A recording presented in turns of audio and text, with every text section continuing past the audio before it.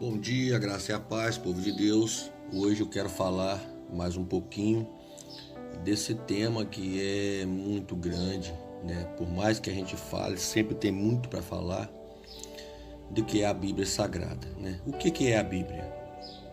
A palavra Bíblia vem do latim e grego do significado livro, que é um nome apropriado já aqui, né? A Bíblia, ela para todas as pessoas, de todos os tempos e épocas. É um livro sem igual, único em sua categoria. O que faz esse livro ser único são que mais de 40 autores que nunca se encontraram, a grande maioria deles, não trocaram ideias do que estavam escrevendo um com o outro, mas que foram usados pelo mesmo Espírito, foram usados por Deus, pelo Espírito Santo, para poder escrever nessa comunhão e unidade que é a palavra de Deus.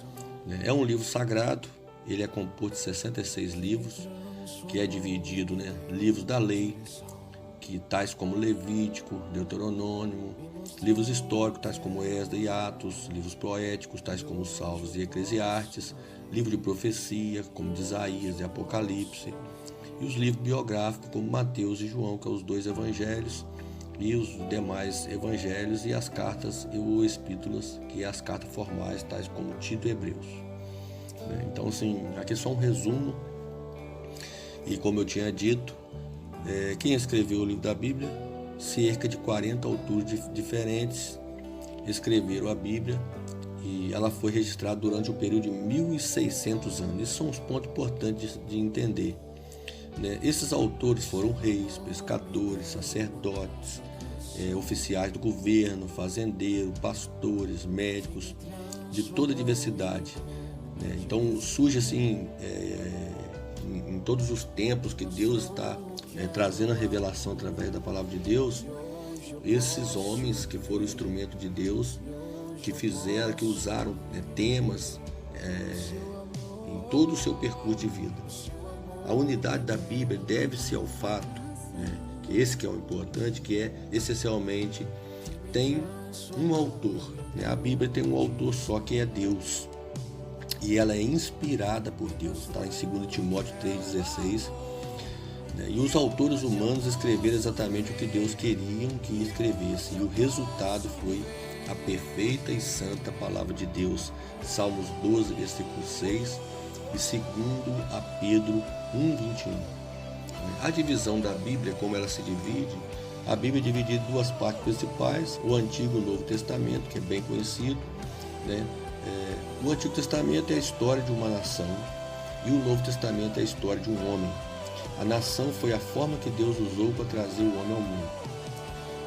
O Antigo Testamento descreve também a fundação e a preservação da nação de Israel.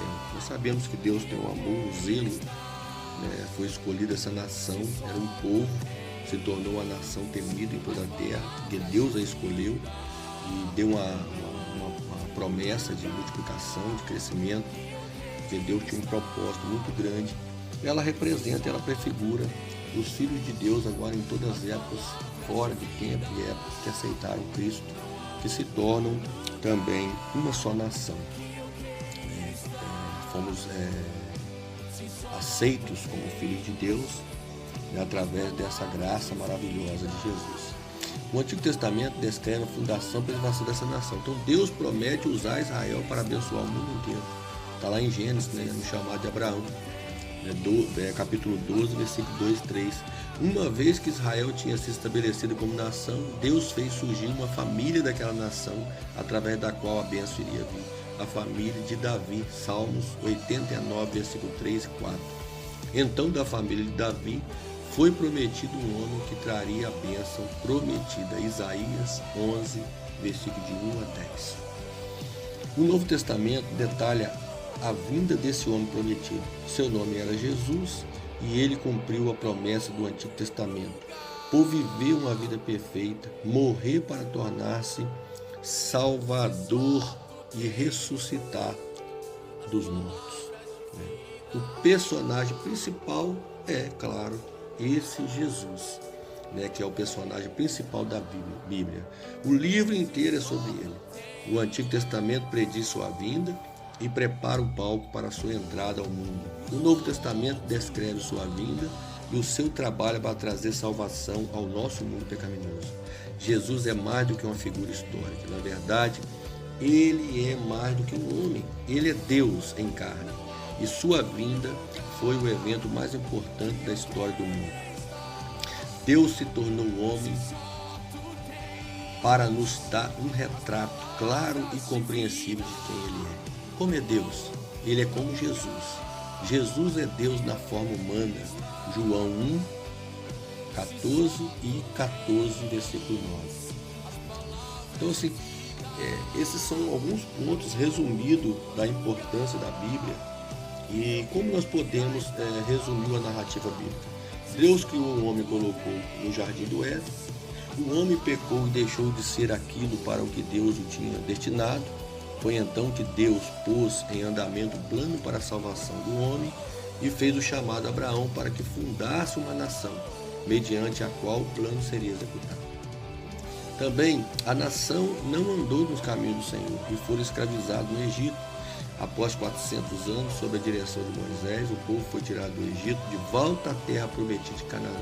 A nação se tornou uma grande e poderoso reino. O reino foi dividido no fim do reinado de Salomão. Israel ao norte, 10 tribos, levada cativa pela Assíria em 721 a.C. E Judá ao sul, 2 tribos, levada cativa pela Babilônia no ano 600 a.C. Encerra-se o Antigo Testamento 400 anos mais tarde, cumprindo-se a promessa do aparecimento de Jesus, o Messias, a esperança da humanidade mediante quem o homem seria redimido e nascido de novo. Para realizar e consumar sua obra salvadora, Jesus Cristo morreu pelo pecado humano, ressuscitou e ordenou que os seus discípulos saíssem pelo mundo contando a história de sua vida e seu poder redentor. Assim, obedecendo a ordem, a grande comissão, partiram os discípulos por toda parte, em todas as direções, levando as boas novas, alcançando o mundo civilizado conhecido da época, assim como o lançamento da obra da redenção humana, encerra-se o Novo Testamento. É importante, em tudo isso, entendermos que a escatologia bíblica é também parte do processo salvífico da humanidade, pois nela será revelado todo o poder de Deus ao homem, bem como a parte da condenação que o homem sofrerá ainda em vida, devido à sua rebelião contra Deus. É um tempo de descortinamento da verdadeira identidade do diabo para que os ímpios vejam quem eles seguiam, e a manifestação e instauração do reino de Cristo, dando ao homem mais uma oportunidade da perfeita e agradável vontade de Deus. Então, assim, é muito tremendo todo esse assunto maravilhoso que nós podemos estar com ela nas mãos, Por isso que é importante nós cristãos sempre entender tudo que foi feito por Deus, porque a Bíblia é essa revelação desse tema central que é Jesus. Então, assim, como a Bíblia foi inspirada? A própria Bíblia clama ser a palavra de Deus. O termo inspiração é o termo teológico tirado da Bíblia que expressa a verdade que a Bíblia é, a palavra de Deus. Talvez a melhor definição de inspiração é o que o escritor Geuss, ele diz, aquele inexplicável poder que o Espírito Divino estendeu antigamente aos autores das Sagradas Escrituras para que fossem dirigidos pelo mesmo no emprego das palavras que usaram e para preservá-lo de qualquer engano ou omissão.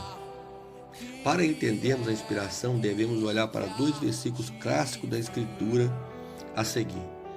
2 Timóteo 3,16, toda a Escritura divinamente inspirada, proveitosa para ensinar, para redarguir, para corrigir, para instruir em justiça. Palavra inspiração é de teopneutos, que significa tel, Deus, e pneutos, assoprar. A palavra hebraica é nemiah, e é usada somente uma vez no Antigo Testamento. Jó 32, versículo 8.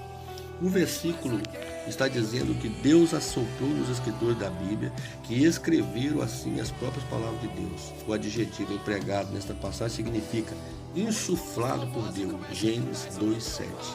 A palavra escritura vem do grego graph, que significa escrita, grafia, palavra. Deus assoprou palavras. Podemos dizer então que tudo o que foi escrito, as escrituras, foi dado pelo sopro de Deus. Portanto, o que Deus soprou foram palavras, graph. Cada palavra, cada letra é importante para Deus. É importante entendermos que a Bíblia é inspirada e não os escritores. Se fosse o contrário, tudo aquilo que eles escrevessem, de uma forma geral, seria a Bíblia. O segundo texto é 2 Pedro 1:21, porque a profecia nunca foi produzida por vontade de homem algum, mas os homens santos de Deus falaram inspirados pelo Espírito Santo. Literalmente, o que o versículo está dizendo é que a inspiração é o processo pelo qual o Espírito Santo se moveu e dirigiu os escritores da Escritura para que o que eles escrevessem não fosse palavra deles, mas a própria palavra de Deus. Deus nos está dizendo que Ele é o autor da Bíblia e não o homem. Os escritores da Bíblia são chamados homens impelidos ou carregados pelo Espírito Santo. 2 Pedro 1, 20 e 21, Apocalipse 19, 9, 22, 6, 2 Samuel 23, 2. Eles foram movidos, tomados, levados. A palavra inspirados no versículo acima é a mesma palavra grega que foi usada em Atos 27, 15. O barco foi levado. Inspiração é o poder estendido pelo Espírito Santo, mas não sabemos exatamente como esse poder operou. É limitado aos escritores de escrituras sagradas. Isto exclui todos os outros livros chamados sacros por não serem inspirados. Também nega a autoridade final a todas as igrejas, concílios, eclesiásticos, credos e clérigos. Finalmente, o que é mais importante saber disso tudo? A inspiração não exclui a diversidade de expressão sobre o mesmo assunto. Mateus 16:16, Marcos 8:29, Lucas 9:20. Até os 10 mandamentos têm expressões diferentes, pois o autor é Deus e ele pode se exprimir de forma diferente sobre o mesmo assunto. Êxodo 20, de 8 a 11, Deuteronômio 5, de 12 a 15. O mais próximo que conseguimos chegar da inspiração é chamando de orientação, isto é, o Espírito Santo supervisionou a seleção dos materiais a serem usados e das palavras a serem empregadas por escrito. Finalmente, ele preservou os autores de produzir as omissões. Temos na Bíblia, então, a palavra de Deus verbalmente inspirada. Glória a Deus. Então, esse é só um resumo do que é a Bíblia. E aí depois nós vamos falar desse tema central que é Jesus em outro áudio, vídeo, tá? Fica um grande abraço, Deus abençoe.